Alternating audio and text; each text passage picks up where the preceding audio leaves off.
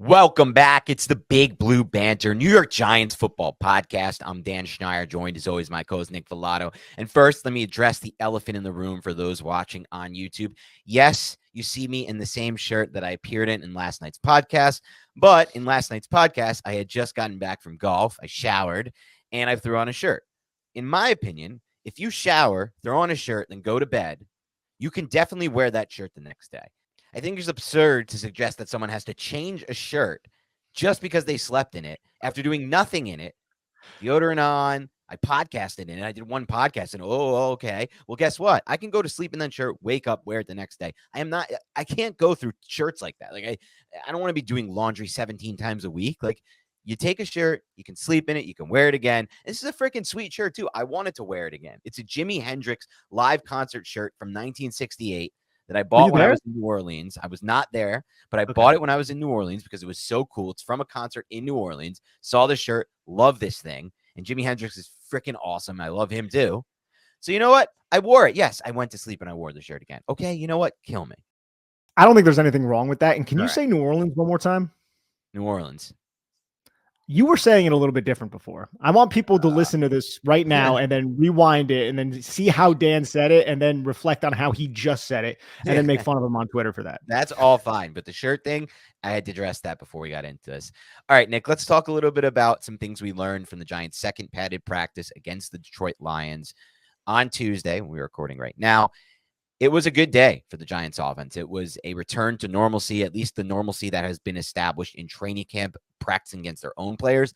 Obviously, having a day to look at that Lions defense and reflect on what they did schematically probably helped the Giants because Daniel Jones specifically and the passing game were much better. Just to go over a few stats here from Connor Hughes, who was at practice and took notes. Jones went 12 of 17 during 11-on-11 drills, 5 touchdowns, 3 in the red zone drills. Two of the scores came in the red zone drills. He went 8 of 11 with 2 touchdowns on the full 11-11 drills outside the 25-yard line. A quote from Isaiah Hodgins, he was going crazy, quote unquote. Jones went 6 of 7 with 2 touchdowns, 7-on-7 drills. Again, we don't care as much about the 7-on-7s, the 11-on-11 that stand out to us. Jones hit Isaiah Hodgins on a deep dig route in the 11-on-11 drills. I love the deep dig. I talked about this on yesterday's podcast. Daniel Jones throws the deep dig route better than anyone. And Hughes described it as deep in. I think it's similar, if not the same route. He throws it better than any route he throws, in my opinion. He's done so with all different coordinators, with Jason Garrett specifically, but also last season with Dable. It's really exciting that Jones has good velocity and ball placement and timing on these deep in cuts because Brian Dable's offense has a lot of staples in it. I talked about this a little bit on Twitter earlier today, Nick, and I want to get your take on this. I get excited with this type of thing because after watching so much Buffalo tape with Brian Dable and then also seeing some of what they did best, the Giants in the passing game in 2022, the Green Bay Packers game, a lot of those deep over routes. Some they missed. Jones missed the Slayton potential touchdown in that game, but hit on a few. And the Minnesota games. This is the area of the field. And I guess it was against 2 defensive coordinators whose systems kind of lead to those areas of the field being more open, especially last year, the issues that Green Bay and Minnesota had on defense communication-wise with those systems. But having said that, I know Brian Dable wants to use this area of the field, and I know adding a Darren Waller to the mix is going to open up this area of the field. So I'm excited about that. Let's start with that, Nick. What did you think of what do you think of that take to start? I like that take, and specifically to Ed Donatel and Joe Barry. Joe Barry is a very good defensive coordinator in terms of his run fits. It's one of the reasons why he is a defensive coordinator. The secondary has been a little bit of a nightmare. I brought this up on a YouTube that I did for the channel. If anybody wants to go check it out, it was posted. It's called Film Room, Jalen Hyatt's Floor and Ceiling. The cover 4 defense, the quarters defense, has proliferated around the NFL due to Vic Fangio, Brandon Staley. It's difficult if defenses are not very communicative, if they have issues on the back end in terms of people cycling in and there's not a lot of rapport. Those over routes, you need to be able to pass them off if you're running a match type of defense. A lot of defenses don't do that well. The Giants exploited Ed Donatel twice last year. It makes sense to want to run a lot of those overs, a lot of those dig routes, and to attack, especially now that you added speed with Darren Waller, Jalen Hyatt, who can stretch and remove the safety and open up a void behind the linebackers. You're going to have a lot of 3-level reads. And the Giants had that last year. They just never really threw it deep. We need more throws deep. One of the plays I wanted to bring up specifically from practice, it doesn't necessarily pertain to that, but it was in the red zone drill, and it was a mesh concept. We've seen a ton of mesh concepts from Brian Dable. We saw it a lot with Pat Shurmur as well. Mesh concept is when you have receiver on each side of the field. They're going to both run drag routes. You're going to have one go over. It's going to be the mosh, man over. And then you're going to have one go under. That's going to be the mush, man under. You basically slap hands. But man coverage is very hard to defend because there's just a ton of traffic. And there's a lot of rub routes and pick routes. Well, in the red zone, the Giants ran that. Darren Waller was one of the players running the drag. And if you freeze the clip, I put it up on Twitter at about the 3 or 4 second mark, you'll see Darren Waller in the end zone with 3 defenders right around him. And he's still towering over all 3 of them. Kirby Joseph was the safety. He got sucked up. By sucking Kirby Joseph up towards Darren Waller, occupying Kirby Joseph's eyes, there was a backside dig coming from Darius Slayton, and it ended up being a touchdown. A good throw by Daniel Jones. We'll go over that in a bit. That's the Darren Waller effect that we want to see. Look, mesh concept is not novel. It's something the Giants ran a ton. But having Daniel Bellinger or even Lawrence Cager or Tanner Hudson run that is different than Darren Waller, because Darren Waller is going to attract so much more attention. And you can see that just in this joint practice clip. Stuff like that's going to translate to the season, and it's going to open up opportunities and stats for guys like Darius Slayton, Isaiah Hodgins, and Paris Campbell, and whoever else is playing receiver, because Darren Waller's presence strikes fear into the defense. You're right. And that's going to be the case in the red zone. That's going to be the case in between the 20s when Darren Waller is running vertical routes up the seam, creating that space for the deep digs that we discussed. And ultimately that rep, and we'll go over that rep in depth in a little, because I think that rep is the best rep I've seen from the Giants so far this summer by far, just when you consider everything that was in play, how good of a rep it was from Jones, the quarterback, from the design to get Waller, to have that, create that kind of space by the attention sucked up to Waller there, the expectation with the ball going to Waller, Darius Slayton with the route and specifically the hands catch, and then a couple of the blocks there, specifically center John Michael Schmitz. We'll go over that in a second. I first want to talk about Daniel Jones here, because obviously we went over the stats at the beginning of this, but it's not just about the stats. It's great to see him bounce back, because we've heard it was a bad practice for him yesterday, right? I mean, 7 of 15, receivers were getting open. The timing wasn't right. The ball placement wasn't great. And he was off yesterday in the first padded practice. 2 would-be sacks in addition to those 8 incomplete passes out of 15 in the team drills. Today he comes back and just totally does the opposite, essentially. Misses maybe 1 or 2. I saw him I read that he missed a deep ball to Slayton, a little bit of an underthrow where the DB came back to it. But other than that, he was on fire. And it's important to note that this is what we talk, like, this is what the players talk about with Daniel Jones. This is what Brian Dable talks about with Daniel Jones. This is what Joe Shane talks about Daniel Jones. They love the resiliency. They love the bounce back factor. They love that he's able to put that behind him, erase that rep, erase that day, erase whatever it may be. Short memory. We talk about short memory a lot with the cornerback position, and it's important there. It's probably equally as important with the quarterback position, right? I mean, if you let that get to you and you don't put that behind you, there's a good chance it's going to cascade on itself. And I think Daniel Jones has really done a good job of that. I've seen it at other times in his past. There's really very few times I feel like he's been rattled early and it's carried over. The one game that reminds, and this is like a 4-season sample size, and the one game that really stood out was just that Tampa Bay Monday night game from a few years back. Yeah. Even then, within that game, he kind of bounced back at the end with that 2-minute drill drive. Yes, it was aided by Darius Slayton making a really good play, and it didn't finish great in the red zone, obviously, where he was late on that throw to Dion Lewis, I believe it was, in the flat.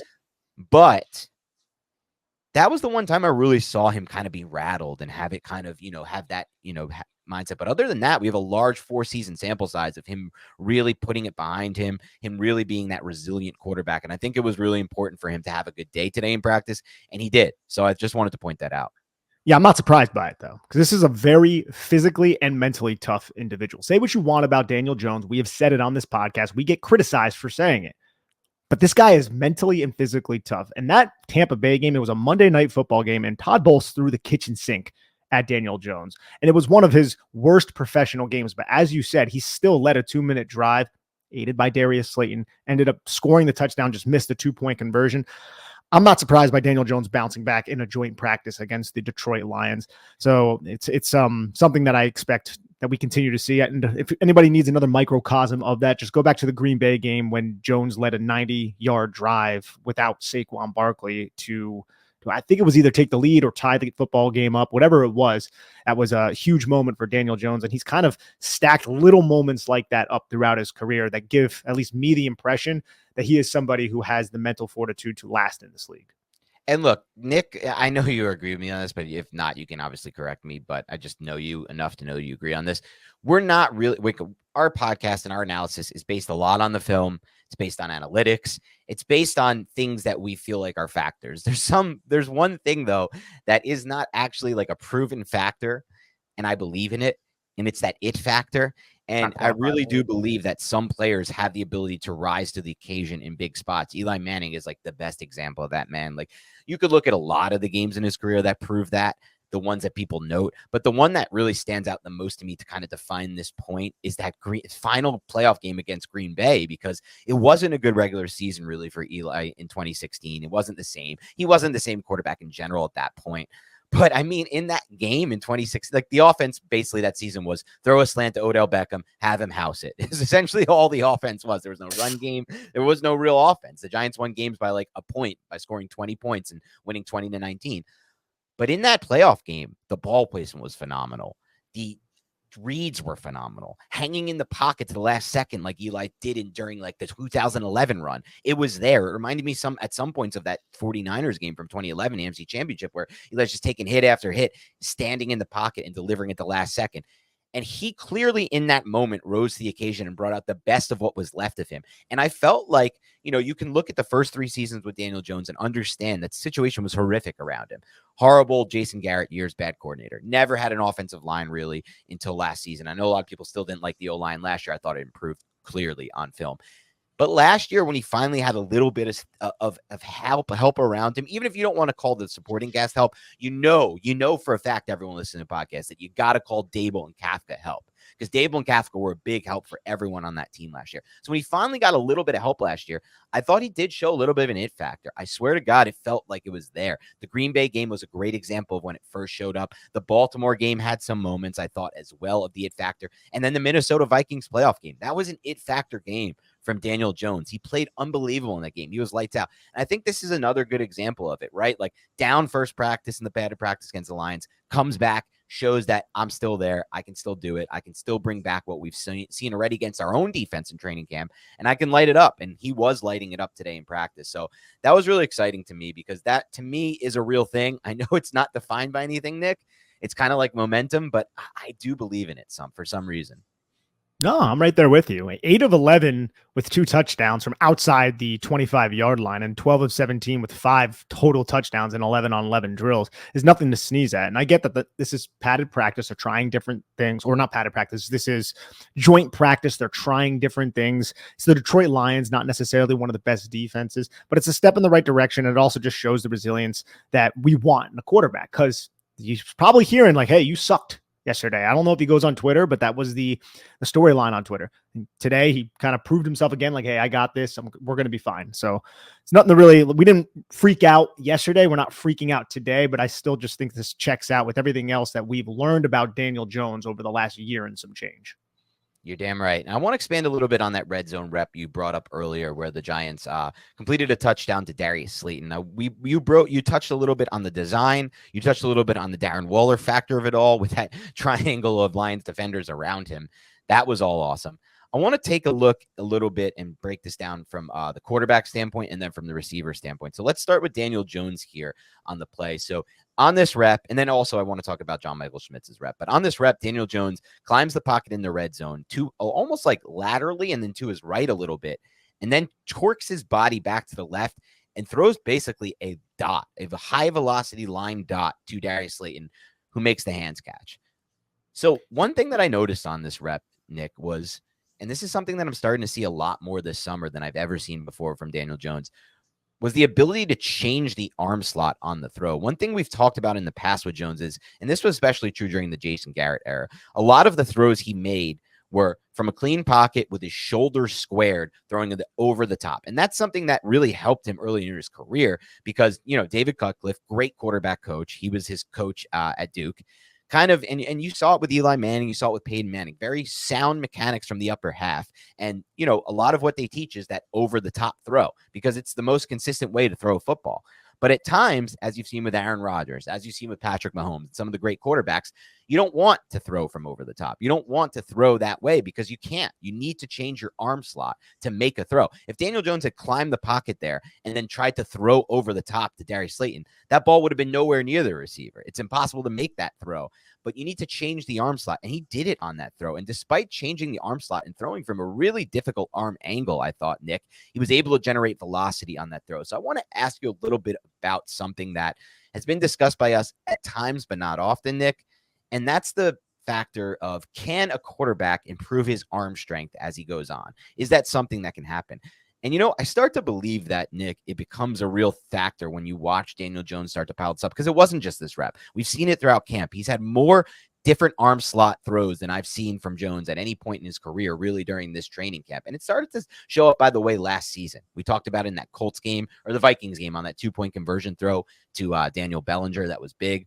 But is arm strength something you can improve? Because I'm starting to believe with training in the lower half of your body, specifically the core and the lower half, the legs, you can kind of generate more pop and more power on your throws. But on that throw specifically, it's not really lower half. It's not really core. It's kind of all arm talent there. So what are your thoughts on that and that throw specifically?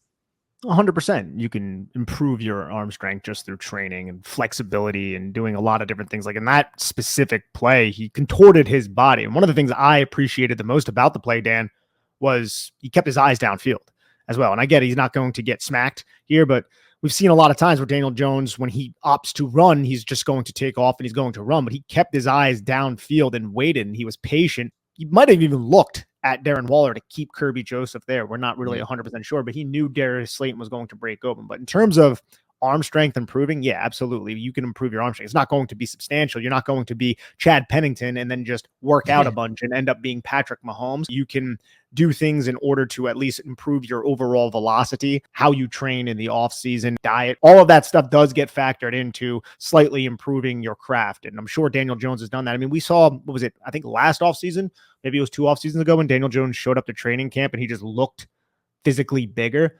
I don't know if we necessarily saw a jump in arm strength, because I felt like Daniel Jones in his rookie season, even if you go back to the Tampa Bay game, some of his best throws were from that Tampa Bay game.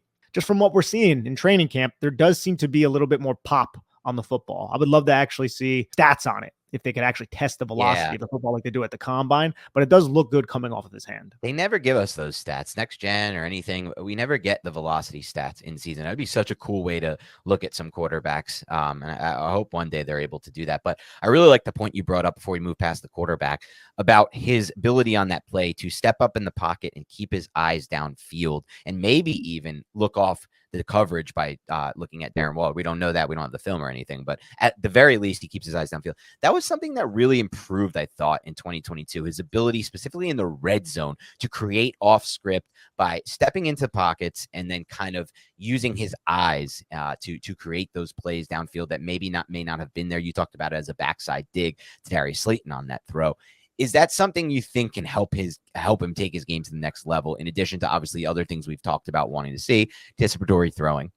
Absolutely. I mean, we saw it last year. There were several touchdowns to Isaiah Hodgins. I think there was one to Richie James. There was a 2-point conversion to Daniel Bellinger. I think there was down to Daniel Bellinger. This was all after the first Vikings game, where Daniel Jones was in the pocket in the red zone. He stepped up, he maneuvered, and then that just puts this defense into a bind. There's not a lot of field to defend. So when you see a quarterback, a mobile quarterback like Daniel Jones step up, the defender, the linebacker, the safety, the corner, the nickel, whatever it is, he's going to come forward because he doesn't want to concede any yardage to you. And if he steps forward, that's going to allow a route to come open behind him. The Giants do a really good job scheming that. I think it's deliberate by Mike Kafka and Brian Daboll to put that defense into conflict and be like, hey, Daniel Jones, if you don't like your first read, step up into the pocket, find a crease, like we always say, the B gap, but then stay behind the line of scrimmage and keep your eyes downfield. That is something that Daniel Jones did masterfully last year, specifically at the end of the season when the Giants started hitting their stride and their passing attack, and their West Coast game started really hitting it, which is funny because the West Coast passing game is just 1, 2, 3, find the first read, get to the second read, throw. It's really progressive. This one, it was West Coast, had West Coast elements, had spread elements. What we're referring to right now isn't necessarily a timing and rhythmic passing attack. It's extemporizing. It's Daniel Jones using his ability to extend the play. And that wasn't something that was really evident throughout his film through his first 3 years in the NFL. And I really appreciated what we saw from that standpoint last year from him. Yeah, if I were to break down the biggest areas where Daniel Jones took a jump last season, the first and foremost, by far and away, would be his pocket presence, his pocket feel, and his pocket manipulation. And that's an example of pocket presence, pocket feel, and manipulation. But part of what makes that work so well isn't just his ability to manipulate the pocket; it's the page he's on now with these receivers on those types of extemporized plays where it's off script. He's manipulated the pocket to the point that you've discussed where he stepped up through it while also keeping his eyes downfield and keeping the play as a two-way play, right? It's not just head down, run. Now it's a play where the quarterback is turned into a runner.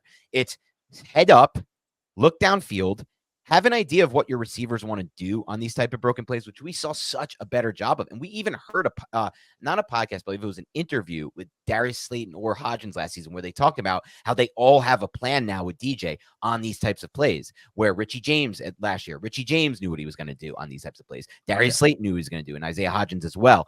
And so now it's turned into a two-way go at this point. You can either run it, turn into a runner as a quarterback, or you're on this page with these receivers and you can maybe make a play like we just saw on that rep with Darius Slayton. For those who want to see the rep, by the way, both Nick and I tweeted it out. The Giants account tweeted it out. You can find it anywhere really on Twitter.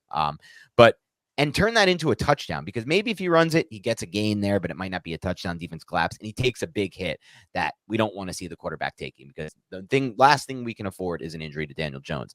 But instead, you throw the football, you make and the receiver, if the receiver makes the catch, now you have a touchdown. Now your quarterback is not, risking his body and putting himself on the line. So definitely an area improvement I love to see. Let's talk about the catch too, Nick, because one more thing on Daniel Yeah, Jones too. We speak a lot about spatial awareness and how important it is just in overall football, not just as it pertains to being in the pocket as a quarterback.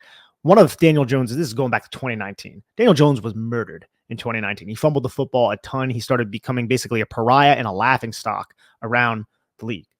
Now look at what he's doing with his legs and how he's manipulating the pocket and how far he's come just from that standpoint Right. of stepping up and extemporizing. Because if you go back to watch 2019 tape, how many times Daniel Jones hit his back foot, went through his progressions, had no idea what was going on around him, and then got clobbered.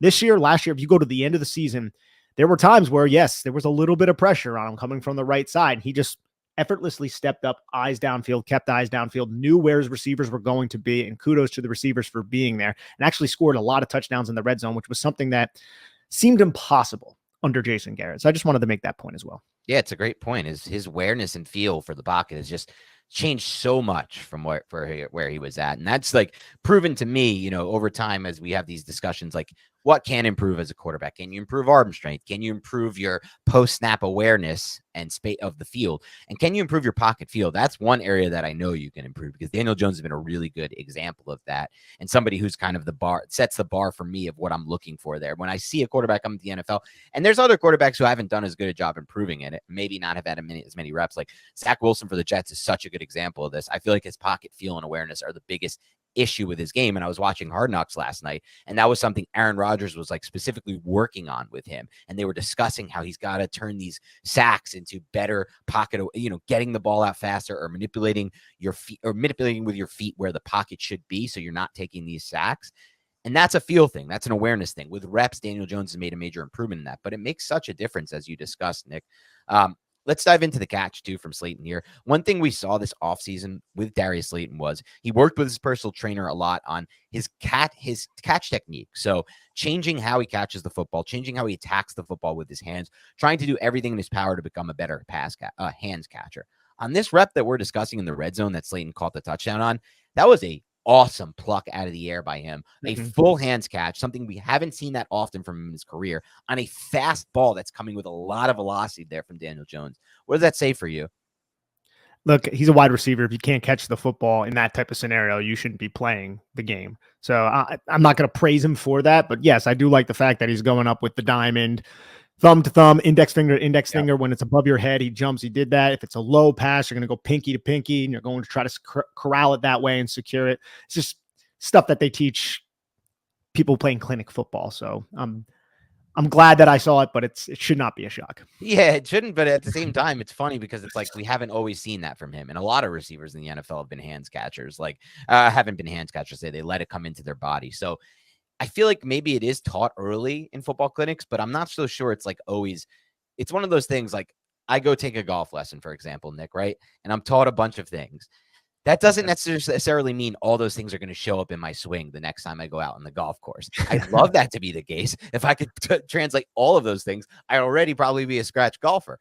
But a lot of the time, you maybe can pick up on one thing, or you start to develop a habit, or trying to do one thing makes it harder to do the other thing. And that may be the case with Slayton. I'm not sure. But all I know is I like to see that. I like to see him start to pluck balls out of the air with his hands. And this wasn't only the only good rep from Slayton, by the way. He had a really big day, and he's had a really big camp. Slayton's been the most consistent wide receiver with Daniel Jones so far. And so if he can really fix the one area of his game, or at least improve on the one area of his game that's held him back the most, and that's obviously the drops, that's when we start to think of him a different player. And he's only 26 years old, Nick. People don't really realize, I don't think, about Slayton. He's still a developing prospect at 26. He's really just entering the prime years of 26 through 29 for the wide receiver position. And it's his second year with an actual coaching staff that knows how to leverage his skill set. You want to know something? I just looked up his mock draftable as you were talking. Guess how big his hands are? Good question. I don't know. Percentile. He's got 10-inch hands. That's 86th percentile. Now, I think that's the same in terms of the metric that was used at the combine as Odell Beckham Jr. But when you look at the two, I just think Odell Beckham Jr.'s fingers are so damn long that it just looks like abnormal. Yes. And the way they measure it at the combine is also from your thumb to your pinky. And maybe Odell's like his hands just kind of go upward, and I don't think that counts into it as much. But 10-inch hands that's nothing to scoff at for a wide receiver. You have guys like Hunter Renfrow who have like 7.5 inch, like it's a crazy small. Like my hands dwarf their hands, and yet Hunter Renfrow still catches everything. Still catches everything. It's hard to quantify that, like how that is. Hunter Renfrow is like the funniest player in the NFL. He looks like somebody who should never have been good at football, and yet he's fucking good at football. Like that dude gets open and he catches everything. Like when he's healthy, he was injured last year. He's like going to be another guy who's like a fantasy pickup this year that no one's expecting because they signed Jacoby Myers, but you'll see. Renfrow will be a PPR guy. He's going to start catching the football early and often there. They got rid of Darren Waller. They have a rookie tight end, right? Who knows how long it's going to take for Michael Mayer to get in there. And you have a quarterback who can't throw the football 20 yards downfield. Who's that going to benefit? It's going to benefit Hunter Renfrow. I want to talk about the one quick thing on the Odell thing, because I heard this from an early interview with Odell when he was still on the Giants. One thing he credits to why he's so good at it as a hands catcher, because Odell Beckham, I think, is one of the best hands catchers I've ever seen, really. And that's what you want to be. You want to be a hands catcher. He talks about his work with grip strength, Nick. He thinks a big factor is just like forearm workouts and grip strength is a big reason why. And I think you saw that also with players like Anquan Bolden and DeAndre Hopkins. So that's something maybe Darius Slayton's also working on. I'm not sure, but I love to see. I know it's simple, seems so simple, but I just like to see when Darius Slayton's going to rise up and hands catch the football the way it's supposed to be caught, because that's big. And like I said, if you look at all these practice sports, not just the padded ones today and the padded ones with the Giants throughout, he's been the go-to guy for Jones so far. He's been the most consistent receiver with the first team offense, not Hodgins, not Campbell, not Slayton. I'm sorry, not Hyatt, whoever else you want to throw in the mix there. It's been Darius Slayton. That doesn't surprise me. He was their best receiver last year by far, not only in the production standpoint, on plays on film, he got open, the ball didn't come his way sometimes. Love to see what Slayton's going to do this year if he's helped or at least improved the one biggest weakness from his game. I'm very happy for him, because last year at this time, we weren't even certain he was going to make the team. He was running with third team meritocracy, and he proved himself. And the Giants also had a rash of injuries, and he probably should have been playing originally anyways over players like David Sills. But, when he ended up finding the football field eventually and made a name for himself. I'll say one thing though, too, man, just before we move past this play, I know we're spending a lot of time on this play, but it was a good red zone play.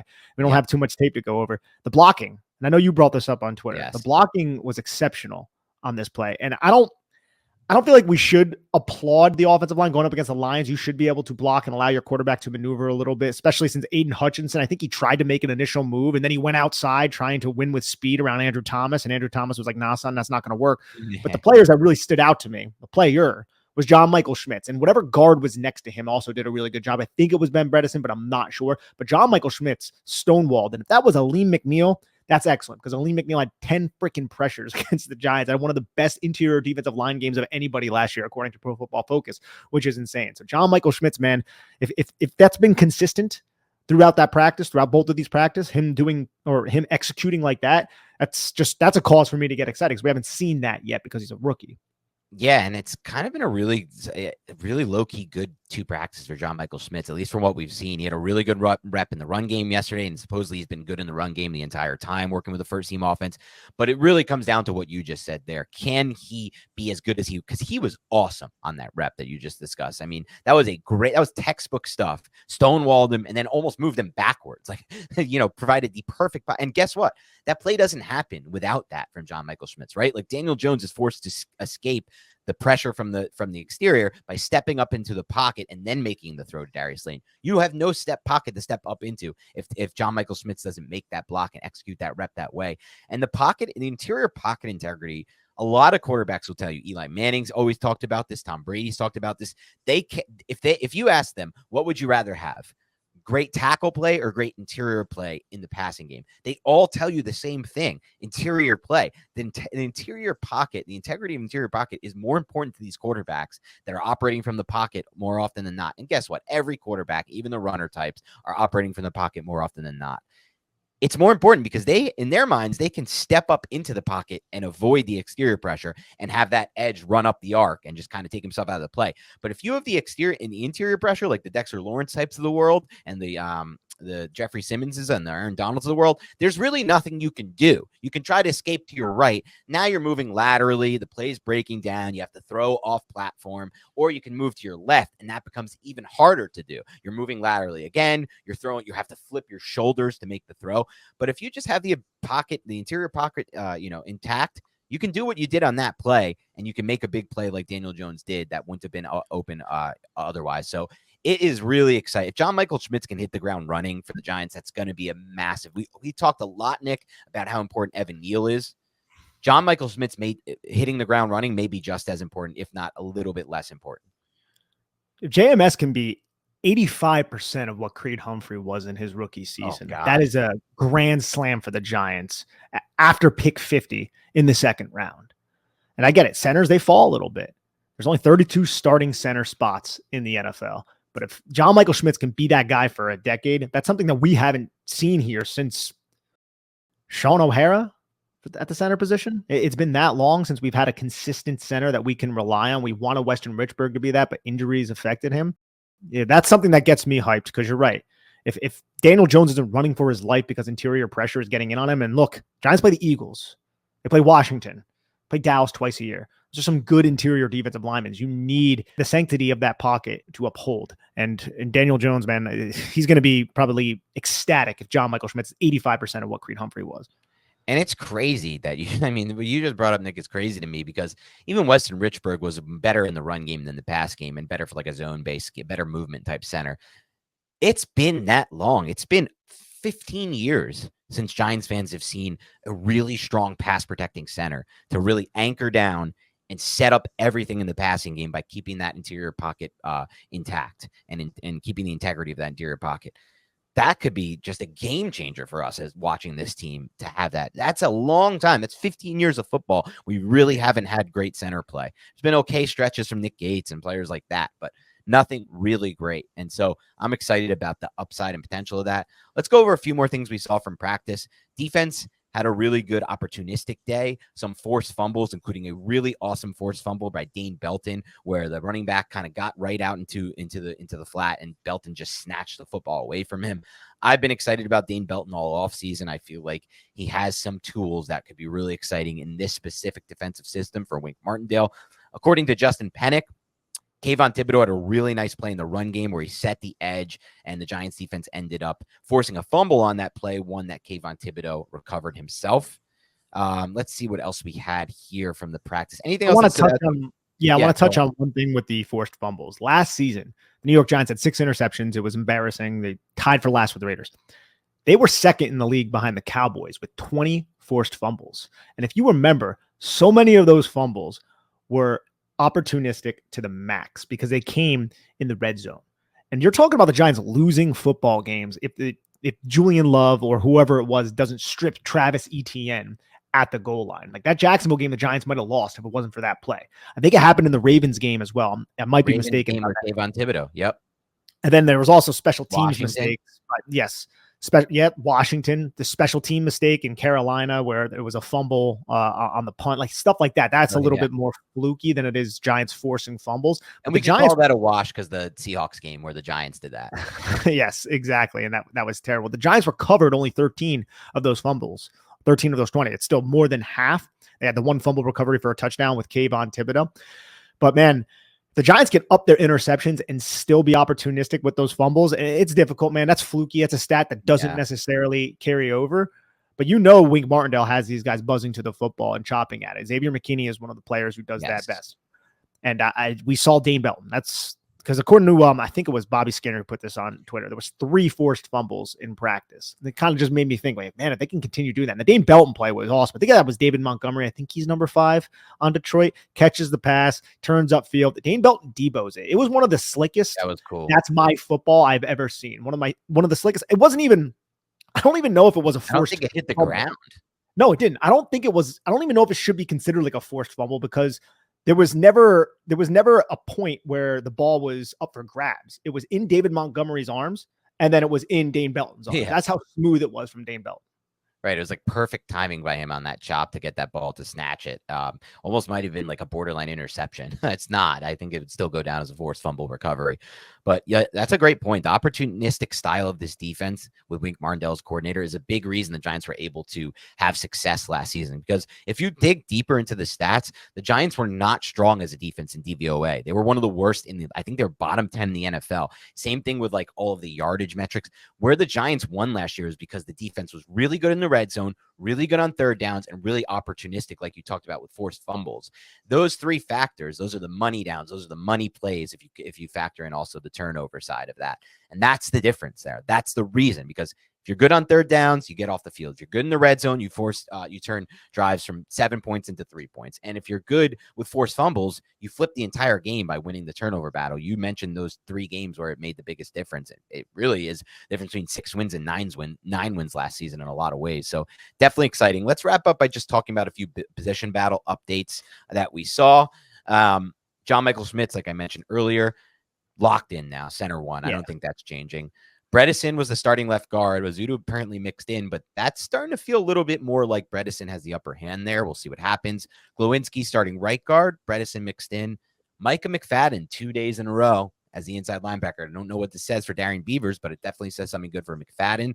Same thing at slot. Darnay Holmes over Cordell Flott for a second practice in a row. So while the Giants did kind of mix and match a lot of the players we just mentioned in their own training camp practices, day one, a day for McFadden here, a day for Beavers there, a day for Holmes here, a day for Flott there. When it comes to these back-to-back padded practices against another team, I think we're starting to really recognize that there is some depth chart movement based on what they've done with guys getting back-to-back starts in practice. The most important part of that is the Darnay Holmes one, just because of the money, as we said. Yeah. And if Cordell Flott's not winning that job, that's a day 2 pick.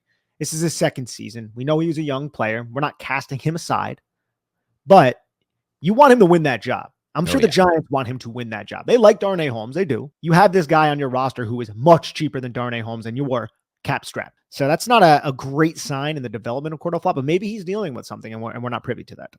We also saw, according to Pat Leonard, a nice combo block with Matt Peart, who's playing right tackle now, and Ben Bredesen. The thing with Peart is this, like, I've always felt like he offers something in the run game, honestly. Like, I feel like it, I hate to say it, Nick, this is probably going to go over poorly in the comment section, but I almost feel like I've seen more from him in the run game than I saw from Evan Neal as a rookie, if I'm going to be completely honest about it. Because Matt Peart, I think, moves better than Evan Neal does. And I just feel like the pop on contact might be as good, if not better. But that was last season. Evan Neal's worked a lot on his flexibility, on everything that's going to lead to him being a better player, hopefully, in 2023. And he was great on film at Alabama. But Matt Peart it doesn't surprise me when I see these reps that are good in the run game. But I just, if you're my tackle, I know I care about what you do in the run game for sure. It helps. But if you don't do good things in the passing game, none of that matters because it's a passing league. We've talked about this a bunch. You need to pass to win. So I still want to see that kind of carry over to him in the passing game. And all I saw so far was yesterday's practice where he had a lot of trouble with Aiden Hutchinson. So it's a good thing. I like that the Giants are giving him those reps. I am a little surprised that it's him and not Tyree Phillips as the first team right tackle with Neal out. Are you a little surprised by that? I am. I thought it would be Yep. Tyree Phillips. I was wondering if Tyree Phillips was dealing with something. And we know about a week ago, they moved Tyree Phillips to guard to give him some snaps there. Maybe something happened in practice. We're not there. From everything I've seen from Matt Parrott and Tyree Phillips, it seemed like to me that Tyree Phillips was the more competent offensive tackle option, but maybe Matt Parrott's showing something. Just everything that I've seen from his career, man, he lets people into his outside shoulder so quickly. And he's so, I don't like using the word passive, but his punch does not dictate anything. And there are offensive linemen who are a little bit more quote unquote passive with their punch, but they latch on and you're eliminated. With Matt Parrott, it's not that at all. He allows the defender to get to a secondary pass rushing move if he even stops the pass rushing move. I feel like for somebody who's so good with his feet in terms of movement, doesn't move to mirror all that well. He doesn't really stay in front. He always allows that defender to get to that half-man relationship. At least I'm going off of 2020 and a little bit of 2021 tape before his injury. Maybe he's progressed since then after what he tear his ACL. But yeah, having Matt Parrott as your swing tackle, if something were to happen to Evan Neal or Andrew Thomas again, is something that doesn't give me a warm and fuzzy feeling. As for Evan Neal, though, with the run blocking, he had some reps last year, man. He had some reps where I'm just like, that's the run blocker that we thought we were getting out of Alabama. There's one against Carolina that I remember where it was, I think it was, he had an inside shade and he stepped to the inside and the run ended up hitting, I think, the A gap, but he still had to seal off the B gap. And he just absolutely eliminated the 4-eye shade on that block and just drove him into the ground. This was week 2. So we're like, yeah, there we are. And we didn't maybe see that as frequently, but there was just flashes. And I know there's a great run blocker in there if he can consistently stay low and keep that ass that's down. what it is. He has to win the leverage battle more often than not. And that was an issue for him, the top heaviness. And we knew that, right? Like you even saw that on the tape at Alabama. I said it from the start. I know, like, you look at guys like Evan Neal, Nick, and I think the assumption from fans is like, oh, this dude is 6'7", 340 of pretty much lean muscle. That guy's going to be a road grader. He's going to be a run blocker. But the film never said that at Alabama. It always felt to me like he was going to be a better pass blocker than run blocker in the NFL. That's at least how I saw it. Yeah, but I did see good tape of him run blocking. And I maintain this too with the run blocking. Him and Mark Lewinsky are two completely different types of run blockers. You have one who is an uber athlete, and no one really thinks of Lewinsky that way, but when he gets in space, he's a very good athlete and he can fly. But at the point of attack, he's not as demanding or as strong. But when you see a good, well-executed combo block between the two, Evan Neal is driving the guy well out of where he is supposed to be. The defender is supposed to anchor down right in that spot to keep the continuity of the defense intact, and Evan Neal doesn't allow him to do that when those combo blocks work. There are actually really impressive ones from last season. It's just they didn't always work, and that's the consistency thing, and that's probably the main issue that a lot of Giants fans had with Evan Neal is just where is your consistency? But we relate that more to pass protection, not as much to run blocking. I think he's a solid run blocker, but I think there's so much more there. And once he actually reaches that level, which hopefully he will this season, then you're going to start to see the Evan Neal that's a top 10 pick that we all expected. Yeah, without a doubt. A few more things from people who are at practice. I'm just going to recap them. Pat Leonard said Deonte Banks had a really nice pass breakup against Amon-Ra St. Brown. We like to see that.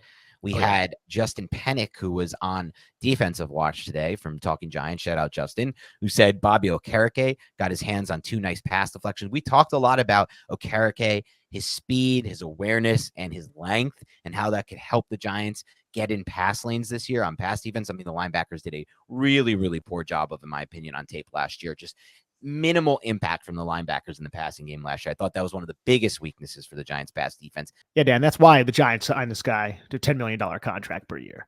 People are like, they overpaid him. It's like, you don't know how bad the Giants linebackers were last year. And we're only talking about pass coverage. We're not even talking about how inept they were against power gap concepts and just overall in the run game. Jalen Smith had a couple plays throughout the season where you're like, oh, wow, he carried the wheel route up the field. Good job, Jalen Smith. But the bar was so low that any good coverage we got excited about. So Bobby Okereke, and I get it, people are gonna be like, what about the Jahmyr Gibbs clip that's going around? I am not blaming Bobby Okereke one bit. No. Nor do I blame the linebacker who lost to Saquon Barkley in a one-on-one. Look, if you're going to run a one-on-one drill with a running back coming out of the backfield against a linebacker and give him any kind of double move or stutter step to where if that was a real game scenario, the quarterback would have been sacked 2 seconds ago, I'm not going to hold it against the linebacker. And I think Bobby Okereke was even like, dude, this is just ridiculous. And I'll say one thing about Jahmyr Gibbs, elite top end might be the Yeah. best accelerator of any running back in the NFL, especially with a running back of that type of talent. There could be maybe a special teamer who I'm overlooking, but man, he could be a difference maker, especially with Ben Johnson as his offensive coordinator. And I love that point you made because look, I'm even going to take it a step further, Nick. The first part, I thought, well, first let me touch on the first part. I think it's funny that we did give praise to like that one time when Jalen Smith carried that wheel route well. Like, oh, I think it was against Jacksonville, if I remember, against ETN potentially, or it was the game around that range. And it's just like, this is not good though. It's like this can't be the bar that we're setting. And obviously the Giants saw that and tried to correct it. But I will say this, as far as the Jahmyr Gibbs thing goes, even in game, Nick, when it's not just those one-on-one reps, which are impossible for the linebackers. No offense, it's a reality situation. Okereke is not going to be able to carry a player like Jahmyr Gibbs. Basically, no one in the NFL but Fred Warner is going to be able to do that from the inside linebacker position. That's the reality of the NFL. That's why we call these guys unicorns. That's why I believe if you can find one somehow in the draft, you get that guy and it's worth a first-round pick.